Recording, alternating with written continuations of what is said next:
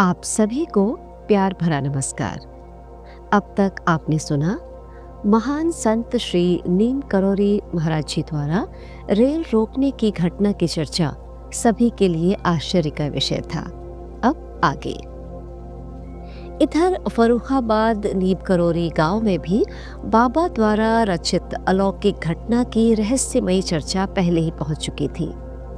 बाबा जी अपनी यात्रा पूर्ण कर जब आश्रम में वापस लौटे तो आश्रमवासी अनेक भक्तों के साथ हाथों में पुष्प मालाएं लिए हर्षोल्लास से जयकारे का उद्घोष करते हुए स्वागतार्थ खड़े थे। स्वयं को अपनी अलौकिक पहचान से दूर रखते हुए बाबा जी निर्लिप्त सहज भाव से आश्रम में पहुंचे और अपना दैनिक क्रम पूर्ववत उसी प्रकार आरंभ कर दिया जैसे पहले था। कुछ भक्त आश्चर्य से सकुचाकर पूछते, बाबा जी आप तो धन्य हैं, आप तो अवतारी पुरुष हैं, आप में कितनी दैवीय शक्ति है कि आपने उतनी बड़ी रेल रुकवा दी। हाँ बाबा जी, आपके इस चमत्कार से तो समाज के गांव और रेल वाले सभी के होश उड़ गए हैं। इस घटना की चर्चा दूर दूर तक हो रही है। पापा बीच में ही बोल उठते, हमने क्या किया? रेल को रोकना चलाना हमारे हाथ में है क्या? अपने निर्मल निश्चल व्यवहार से सबको मत भ्रमित कर अन्य बातों में इस प्रकार उलझा देते कि मूल विषय से हटकर सभी का ध्यान अन्य बातों की ओर भटक जाता। वे फिर माया जनित संसार की बातों में अलौकिकता, दैवीय शक्ति, ईश्वरीय कृपा जैसे भ्रमित कर देने वाले शब्दों के जंजाल में न उलझकर अपने प्यारे महाराज जी की सेवा में तन्मयता से समर्पित हो जाते। सन 1917 में घटी इस घटना की चर्चा दूर दूर तक फैल चुकी थी। समाचार पत्रों ने एक साधु के द्वारा अचंभित कर देने वाली घटना का वर्णन सविस्तार किया था। जिसने भी जहां पढ़ा, सुना, चर्चा की, वह बाबा के परम शक्ति संपन्न दैवीय शक्तियों के प्रति समर्पित हो गया। बाबा नीम करोरी के दर्शन करने देश के दूर दराज क्षेत्रों से आने वाले भक्तों की संख्या निरंतर बढ़ने लगी। हर मंगलवार को दर्शनार्थ आने वाले भक्तों में अपनी व्यथा कथा बाबा जी को सुनाकर मन चाहा वरदान पाने वाले प्रत्यक्षदर्शी तो थे ही, साथ में वे भक्त भी सम्मिलित थे जिन्होंने पहले कभी दर्शन नहीं किए थे या किन्हीं कारणों से पहुंच नहीं पा रहे थे। उन्हें भी बाबा जी की शक्ति का आध्यात्मिक कृपा पुंज उनके विश्वास के प्रति सहायक बनकर मार्गदर्शन करता रहा। जीवन के अनमोल क्षणों में बाबा लक्ष्मण दास कष्ट और साधना की अग्नि में तपकर तपस्या के उच्चतम स्तर को प्राप्त हो सिद्धियों के स्वामी हो गए, परंतु अपनी पहचान सामान्य जन के साथ स्वाभाविक सरल रूप में ही बनाए रखते। उनके दैवीय सिद्धियों और अलौकिक शक्तियों से बस जन साधारण का कल्याण हो, यही उनकी कल्याणकारक प्रवृत्ति थी। भक्तों के प्यारे बाबा लक्ष्मण दास, बाबा नीम करोरी सर्वसमर्थ थे। अपनी साधारण सरल रूप में विराट तम रूप की अगम अगोचर शक्तियों को छिपाए सहज रूप से वे भक्तों के अंतर्मन में चल रहे अंतर्द्वंद को समझ लेते, कष्टों की पीड़ा का अनुभव कर द्रवित हो जाते और उनके कष्टों का हरण कर उनका जीवन सुख समृद्धि से भर देते। भक्ति और भक्तों का दायरा दूर दूर तक बढ़ता ही जा रहा था।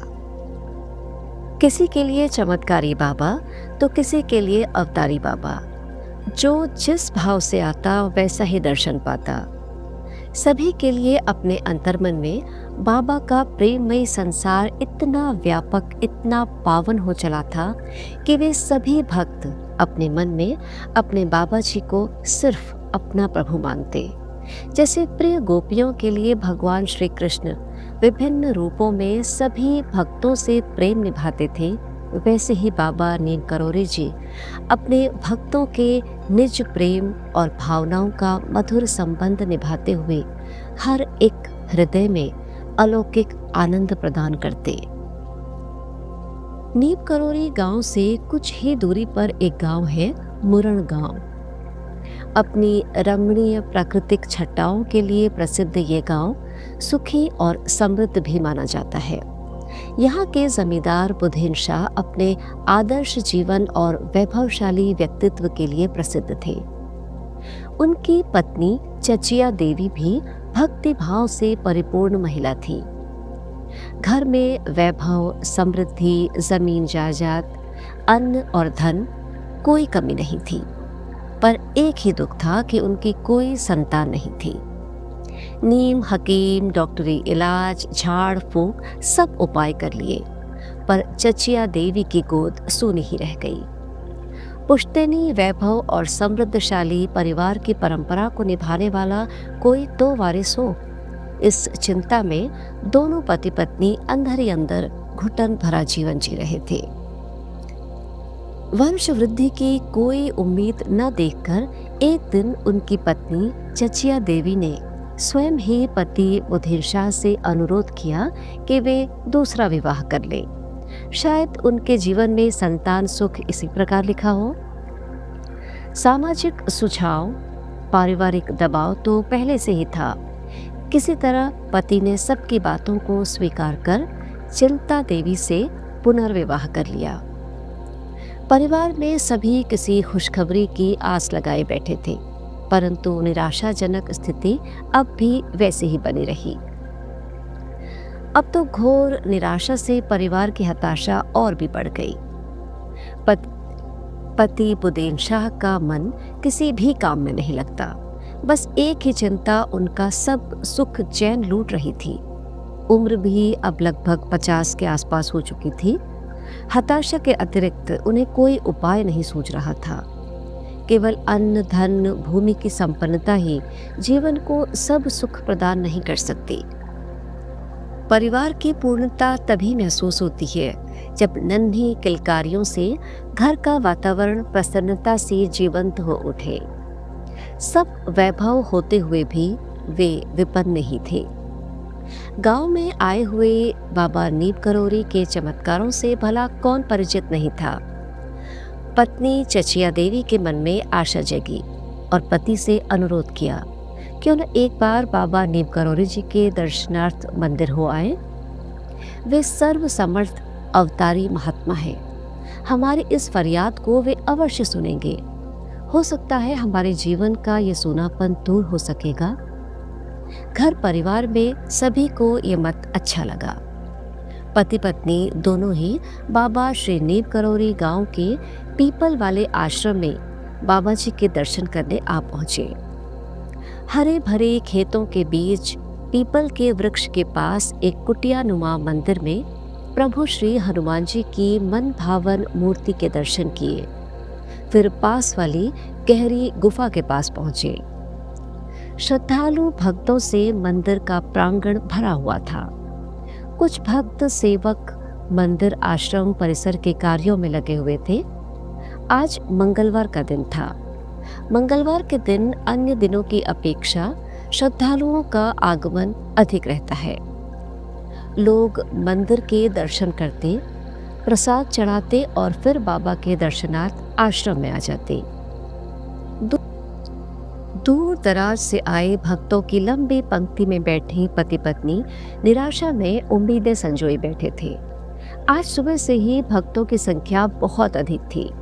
बाबा जी अपनी प्रातःकालीन पूजा साधना के नित्य क्रम के उपरांत आने ही वाले थे। सभी भक्त अपनी अपनी व्यथा कथा मन में छिपाए मंदिर से लगे कक्ष में बैठे थे। लंबी प्रतीक्षा के बाद लंबी धोती को कमर में और कंधे में लपेटे युवा योगी नीम करोरी बाबा ने कक्ष में प्रवेश किया। उनकी बढ़ी हुई दाढ़ी, लंबी जटाएं कंधों तक बिखरी हुई थी। मृदुल मुस्कान लिए वे आए और तख्त में बैठ गए। श्रद्धा से नतमस्तक हो भक्तों ने प्रेम पूर्वक उनका अभिवादन किया। हंसकर प्रेम से उन्होंने कुछ परिचितों से उनका हालचाल पूछा।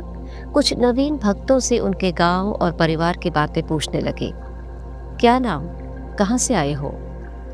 बाबा जी भक्तों की श्रृंखला में आगे बढ़ते हुए भक्त उनके चरणों में शीश नवाकर अपनी व्यथा कहते। बाबा जी किसी को आश्वासन देते और किसी की बातें सुनकर द्रवित हो जाते। भक्तों की श्रृंखला में आगे बढ़ते हुए भक्त उनके चरणों में शीश नवाकर अपनी व्यथा कहते। प्यारे बाबा जी किसी को आश्वासन देते, किसी की बातें सुनकर स्वयं भी द्रवित हो उठते। हर किसी का विश्वास उनके चरणों में अत्यंत दृढ़ था। अपनी बारी आने पर दोनों पति पत्नी उठे और बाबा जी के चरणों में शीश झुकाया। बाबा जी तो पहले ही जैसे अपने अंतर्मन में सब कुछ समझ चुके थे। पत्नी का उदास चेहरा, टपटपाई आंखें देखकर बाबा जी ने द्रवित होकर आशीर्वाद दिया, जा तेरा पुत्र होगा। स्वयं जैसे प्रभु से यह वरदान प्राप्त हो गया था। उसके बाद पति पत्नी अत्यंत प्रसन्न भाव से बाबा जी के श्री चरणों में मस्तक नवाए श्रद्धा पूर्वक झुके रहे। प्रसाद हेतु बाबा जी ने कहा, बेटा हो जाएगा तो भक्तों के लिए एक कुआं बना देना। अवश्य बाबा जी, अवश्य, श्रद्धालुओं के लिए कुआं जरूर बनाया जाएगा। आशीर्वाद पाकर दोनों पति पत्नी जैसे धन्य हो गए। मन के मुरझाए कुमलाए हुए फूलों को जैसे कृपा के शीतल फुहार ने आश्वस्त कर संतृप्त कर दिया हो। धीरे धीरे समय के साथ नवजात के आने का अप्रतिम सुखद समाचार सबको हर्ष के अतिरेक के साथ प्रसन्नता से भाव विह्वल कर गया। उचित समय आने पर पत्नी चिंता देवी ने एक स्वस्थ बालक को जन्म दिया। इस सुखद घटना से परिवार के हर्ष का पारावार न रहा। घर में अब तक सब कुछ था, नहीं था तो बस एक औलाद का सुख। अब बाबा जी के आशीर्वाद से वो भी प्राप्त हो गया। सुखी संपन्न परिवार इस सुखद समाचार को लेकर बाबा जी के पास आश्रम में पहुंचे। बाबा जी ने प्रसन्न होकर दीर्घायु होने का वरदान दिया और फिर कुछ दिनों के बाद बालक से मिलने स्वयं बुधेर शाह के घर आए। बालक का नाम रखा राम सेवक और छठी के पर्व पर अपने हाथों से उसे खीर का प्रसाद भी चटाया। बाबा जी के चरणों में नतमस्तक होकर वे भाव विभोर हो प्रेमाश्रु बहाते रहे। फिर नम्रता के साथ प्रार्थना की कि इस आश्रम परिसर में वे श्रद्धालुओं के लिए एक कुआं खुदवाना चाहते हैं, जिससे इस स्थान पर पानी की कमी को पूरा किया जा सके। बाबा जी ने आशीर्वाद देते हुए सहमति प्रदान कर दी। कुछ ही दिनों में मंदिर परिसर में कुएं की खुदाई का काम आरंभ हो गया। साथ में भक्तों ने मंदिर के अन्य भागों और मंदिर से लगे मार्ग के पुनः नवीनीकरण हेतु अनुदान देकर सेवा कार्य में बढ़ चढ़कर सहयोग दिया। कुछ दिनों के बाद सुंदर सा कुआं बनकर तैयार हो गया। कुएं का जल खारा निकला। बाबा जी के कहने पर उसमें कुछ बोरी चीनी डलवाई गई। उसके बाद कुएं का पानी सुस्वादु और सामान्य हो गया। अब मंदिर परिसर और आश्रम पहले से अधिक रमणीय हो गए। खुले परिसर में मंदिर, आश्रम और साथ में बने हुए कक्ष तथा आसपास वृक्षों की कतारें बड़ी ही मनोरम लगती। बाबा जी के पावन हाथों से निर्मित प्रभु श्री हनुमान जी की मूर्ति के दर्शन करने को श्रद्धालुओं का तांता लगा रहता। ये सभी की व्यक्तिगत श्रद्धा, अनुभव और प्रेम पूर्ण आस्था थी कि भक्ति भाव से श्रद्धालु आते और बस यहीं के होकर रह जाते। जनवरी माह में मकर संक्रांति के पर्व पर इस बार पुनः मेले के भव्य आयोजन की तैयारी बड़े ही जोर शोर से आरंभ हो गई। कुछ श्रद्धालु गंगा स्नान के बाद आने का कार्यक्रम बना रहे थे और कुछ सीधे आश्रम से मंदिर और मेले के भव्य आयोजन का हिस्सा बनने की तैयारी में जुटे थे। ग्राम नीम करौरी के पावन मंदिर में श्री हनुमान जी की विशेष पूजा अर्चना का संचालन सुचारू रूप से किया जा रहा था। 2 दिन पहले से ही मंदिर आश्रम के बाहर रंग बिरंगी दुकानें, बच्चों के खेल खिलौने, झूले और आवश्यक सामग्रियों से सजे बाजार में चहल पहल शुरू हो गई। आश्रम में मंदिर दर्शन के बाद विशाल भंडारे के आयोजन की संपूर्ण तैयारी और रूपरेखा बाबा जी की देखरेख में तत्परता पूर्वक हो रहा था।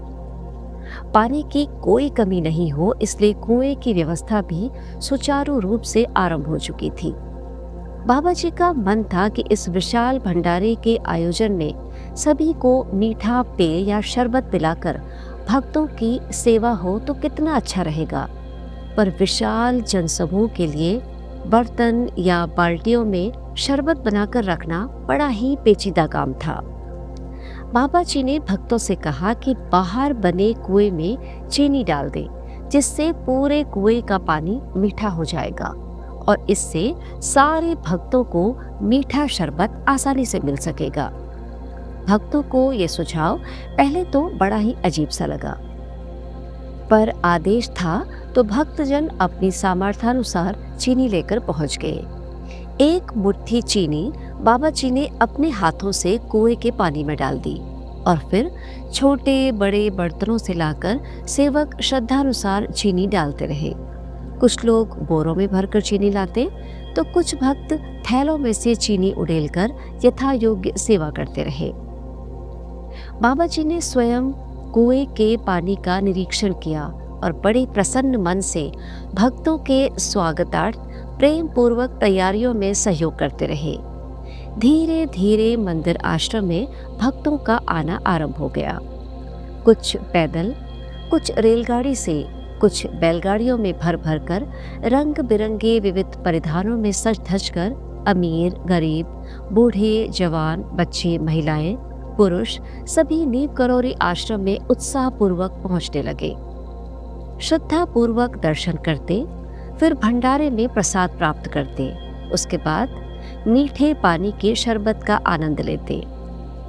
स्वयं बाबा जी ने जिस प्रेम और उत्साह से शरबत भक्तों के लिए तैयार किया था, उससे भी अधिक अमृत तुल्य मिठास का अनुभव भक्तजन करते रहे।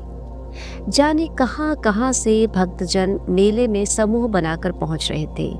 इटावा, फर्रुखाबाद, मैनपुरी, गोंडा और भी न जाने कितने दूर दूर से लोगों की आवाजाही दिन भर चलती रही। बाबा जी का प्रेम और उत्साह भी इस प्रकार मुखरित हो रहा था जैसे अपना विशाल परिवार प्रेम प्रसाद पाकर तृप्त हो रहा हो। श्रद्धालु सेवक जन अपनी पूर्ण आस्था के साथ सतर्कता से सेवा भाव में जुटे थे। प्रसाद के बाद मीठे पानी का शरबत मानो जन्मों की तृष्णा शांत कर रहा हो, जिसे अलौकिक शक्तियों के स्वामी स्वयं कृपा पुंज अवतारी बाबा जी ने प्रेम से भक्तों के लिए तैयार करा हो, वो प्रसाद भला अमृत तुल्य कैसे नहीं होता। श्रद्धा, प्रेम और विश्वास की डगर पर चल रहे इन भक्तों के आध्यात्मिक मार्ग पर अंकुरित हो रहे संस्कारों के बीज को पल्लवित करने के लिए जैसे बाबा जी स्वयं ही हृदय की इस पावन धरा को उर्वरता प्रदान कर रहे थे। बाबा जी तो स्वयं ही हनुमान अवतार हुए। कपि समान अपनी चंचल प्रवृत्तियों से भला कैसे अछूते रहते। इस आयु तक उन्हें सभी अभीष्ट सिद्धियों की प्राप्ति हो चुकी थी। उनके लिए कुछ भी पाना अब शेष नहीं रह गया था। सिद्धि और शक्ति के उच्चतम आयामों में वे उस स्तर तक पहुंच गए थे जहां कुछ भी असंभव नहीं था। पर बड़े ही सहज रूप में वे बाल लीला करते हुए गांव वालों के साथ कभी गुल्ली डंडा, कभी कबड्डी, कभी स्वयं को छिपाए रखने का खेल खेला करती। साधारण भोले भाले बालक भला क्या जाने उनकी शक्ति की उच्चतम शक्ति सीमा को बाबा सदा ही जीत जाते, और ये आश्चर्यजनक सत्य कभी किसी को समझ में नहीं आता। उनकी इन बाल लीलाओं से बालक उनके मित्र हो जाते। बाबा जी भी सरल सहज स्वभाव से प्रेमवश सभी के हो जाते। नीम करौरी गांव में दर्शनों का मेला बढ़ता ही जा रहा था। एक बार एक दरोगा अपनी बिगड़ैल घोड़ी पर सवार हो दर्शनार्थ आए। घोड़ी इतनी बिगड़ैल थी कि वो अन्य किसी भी सवार को गिरा देती थी। दरोगा के मन में आया, अगर बाबा जी इस घोड़ी पर बैठेंगे तो निश्चित रूप से वे उन्हें भी गिरा देगी। पर बाहरी रूप से वे बाबा जी से अपनी घोड़ी के अड़ियल रवैये के बारे में शिकायत करने लगे। बाबा जी उस दरोगा के मन के बात को समझ गए। इस समय दरोगा ने अपनी घोड़ी पास वाले पेड़ से बांध रखी थी और जीन भी खोल रखी थी। तभी बाबा जी उस घोड़ी को पेड़ से खोलकर उसके पीठ पर सवार हो गए। बिगड़ैल घोड़ी रफ्तार से दौड़ती हुई उछल उछल कर बाबा जी को गिराने की कोशिश करने लगी। बहुत देर हो गई, पर बाबा जी उसके गर्दन और पीठ से चिपके उसे लगातार दौड़ाए ही रहते। अंत में वह घोड़ी इतना थक गई कि उसके मुंह से फेन के साथ खून भी बहने लगा और बाबा जी उतरकर बिना किसी थकावट के अपने आसन पर बैठ गए। दरोगा जी को यह खेल कुछ समझ नहीं आया, फिर भी बोले, आपने मेरी घोड़ी बेकार कर दी। बाबा जी तो अंतर्यामी थे, बस इतना ही बोले, तूने क्यों सोचा कि घोड़ी मुझे गिरा देगी? अब दरोगा जी को सब समझ में आ गया कि बाबा जी ने उसके मनोभावों को पढ़ लिया था। वे निरुत्तर होकर कुछ देर बाद चले गए। नीम करोरी गांव के इस सुप्रसिद्ध आश्रम में अब एक वृहद परिवार की तरह श्रद्धा विश्वास की कड़ियों से जुड़ते हुए भक्तों का दायरा बढ़ता ही जा रहा था। अपने जीवन में व्यक्तिगत अनुभवों और चमत्कार की विस्मयकारी घटनाओं को हृदय में धारण किए हुए न जाने कितने ही नए भक्त और परिवार अपने समाज, गांव और शहरों के जनसमूहों के साथ जुड़ते ही जा रहे थे।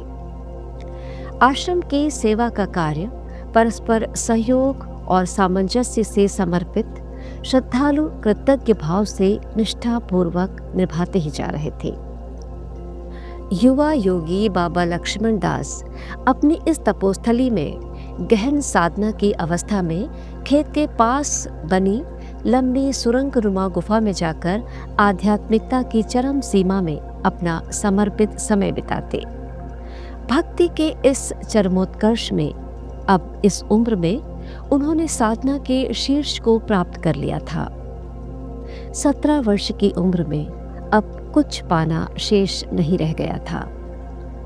भक्तों के प्यारे युवा योगी बाबा लक्ष्मण दास का प्रतीक्षारत भक्तजनों का समूह कभी दर्शन पाता तो कभी पुनः दर्शनों की अभिलाषा लिए वापस लौट जाता।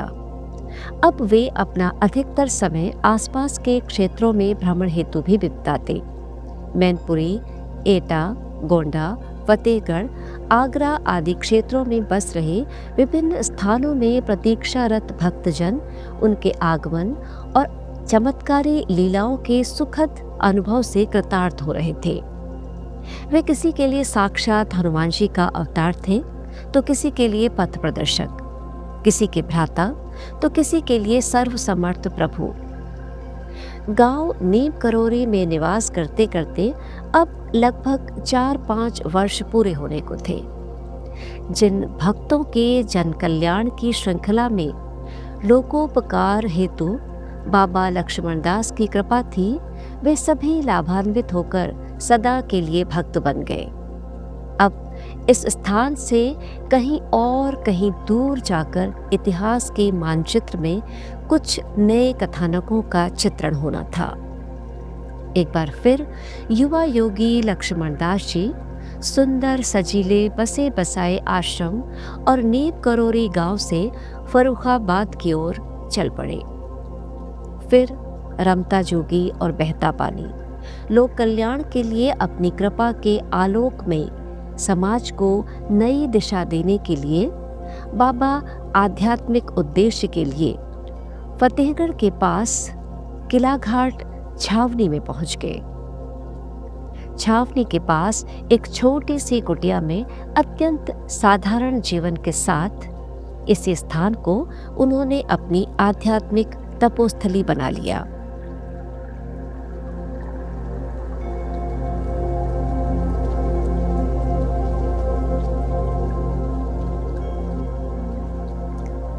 महाप्रभु महाराज जी, श्रीनीप करौरी बाबा, पावन कथामृत। आज का प्रसंग यहीं तक।